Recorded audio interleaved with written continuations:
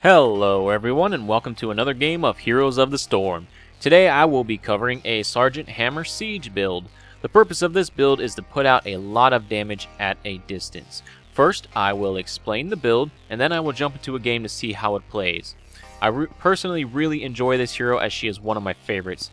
Sergeant Hammer really requires you to pay attention to your surroundings as you are extremely vulnerable when you siege up. So, looking at the character real quick, Siege Mode, increase damage, range, and deal splash damage. You cannot move in Siege Mode, that is until we get a talent later on. And Artillery, increased vision, deals more damage to enemies that are far away. So, these two things right here are really what are going to make up the build.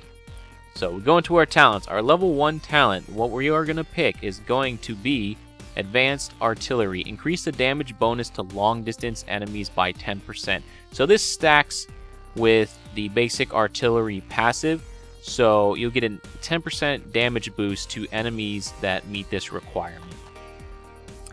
For the next ability, we are going to go with Maelstrom Shells. Increase basic attack range by 1. This gives you a little bit more play to work with this passive ability, and it gives you a little bit more distance as Sergeant Hammer does not want to get caught by herself. So having that extra range really helps out. The level 7 talent, this one right here, Hover Siege Mode. You can move at 50% movement speed in Siege Mode. This is critical to the build because you will need to siege up to do most of your damage, and when you cannot move, it makes it very, very inconvenient to unsiege and then re-siege just to position yourself better. Plus, this allows you to kind of keep up with a team battle as the battle moves, and it's just the utility of it is just really critical.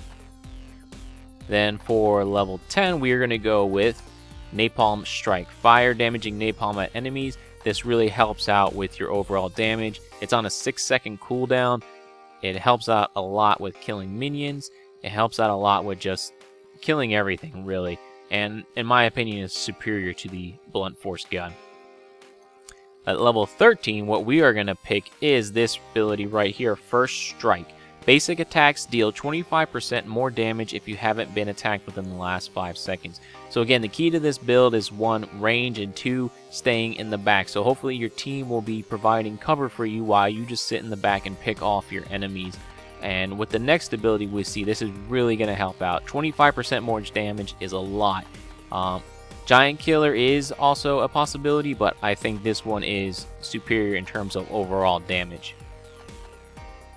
Level 16, what we're going to pick is Graduating Range. This is really the key to the build. While in Siege Mode, your basic attack range increases by 1 every 3 seconds up to 5. This makes it so you can pretty much shoot anywhere on your screen. In fact, if you got all the way up to 5, you will have to move your screen around just so you can see to the edge of your screen.